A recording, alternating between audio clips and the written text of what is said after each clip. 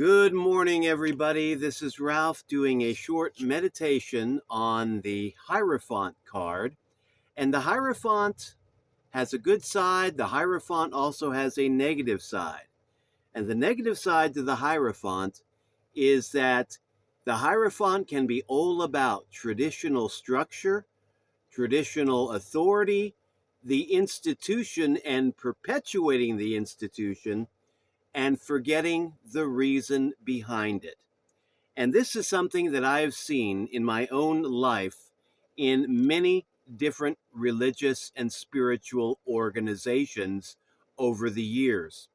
I have been in religious institutions since the 1970s. Believe it or not, yes, I'm dating myself radically, but I have been in many different religious institutions. I've been trained in seminaries, both Catholic and Protestant. I have studied the Kabbalah. I have studied Hermeticism. I have even studied the Greek Orthodox. And yes, I have really explored a lot of different spiritual organizations and paths. And what I have found in a great many of them is that they, for the most part, they all have this one fatal flaw. And that fatal flaw is the flaw of the Hierophant in a negative sense. And that is perpetuating the institution and making sure that the institution is perpetuated rather than bringing people closer to God. And to me, this is doing it backwards. Bringing people closer to God should be the primary function of any good religion or any good spiritual organization. It shouldn't be something that is done only as an afterthought. And this realization was driven home to me probably about 14, 15 years ago. No, longer than that, more like 16 years ago.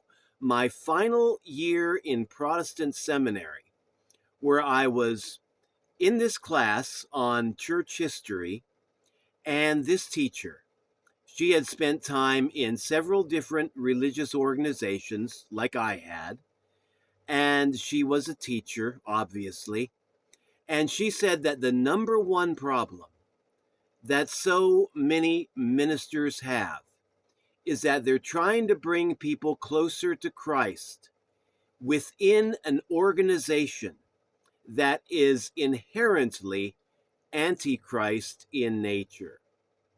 And what exactly did she mean by that? Well, she explained it more fully. She said these institutions are more concerned about perpetuating the institution and making the institution survive into another generation rather than carrying the gospel of Jesus Christ and the teachings of Jesus Christ as they understand them. And this, for me, when I heard that, the lights went on because I'd seen it happen so many times in organizations, Catholic, Protestant, and otherwise. And when I heard her enunciate that, it gave me the language to finally be able to speak what I'd been seeing with my own eyes for decades, is that the institution of so many of these different denominations, that is their primary goal, that is their primary concern, perpetuating the institution rather than bringing people closer to God. And this is why, ever since I had that awakening in that class about 16 years ago, I left my church ministry about a year after that. And I've been operating on the outside of any official church institution for the last 15 years. And this is a way I prefer to roll. I feel this is my calling in this realm, in this ministry. Now, there are some good institutions out there, and there are definitely a lot of very good people within institutions of all kinds, both positive and negative. But I feel It is up to each individual to determine what is their duty in life, what is their dharma. Is it to operate within an institution and work within that structure? And I did that for a great many years myself. Or do they feel that it is their calling, their duty, their dharma to operate on the outside of these institutions and to network within in order to try to reform and try to encourage people to seek God if their eyes are so open to that possibility, while at the same time remaining outside the official church structure, outside the official church politics, and outside of an institution that is trying to draw people into the politics of Antichrist rather than the ministry of leading people closer to the God of their understanding. And in a positive sense, that is the other thing that the Hierophant can represent, is a Hierophant representing a bridge between heaven and earth. And this is the path I choose to walk today.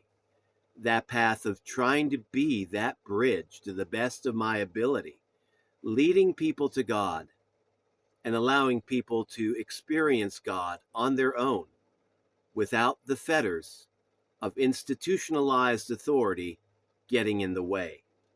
Jesus spoke this truth many, many years ago. He said to the scribes and the Pharisees of his day, "You block the way of people who are trying to find the kingdom of God, and you forbid them from entering into the kingdom of God. You stand in their way, and you yourselves, you do not enter the kingdom of God, and you prevent other people from entering. And that," he said, "is not the way you should be doing it. You should be instead encouraging people to go within, find the kingdom of God, and find the God of their understanding where they can." And so many other church structures over the last 2,000 years and longer have done much the same thing. Instead of encouraging people on their path to find God, they put up roadblocks, they close windows, they slam the doors shut. And that, to me, is the backwards way to do it. Be the path to the divine that so many people seek, and don't block the way of people who are sincerely trying to get there. Okay, that's my meditation on the Hierophant card for today. Let me know what you think. And if you'd like to go ahead and book a reading, my wife and I, we do this ministry by phone. I do tarot readings and spiritual guidance sessions over the phone in English. My wife does them in Spanish. You can go ahead and find us online at ralphstarot.com. Till later, this is Ralph signing out. Have a great day. Catch you all later. Bye-bye.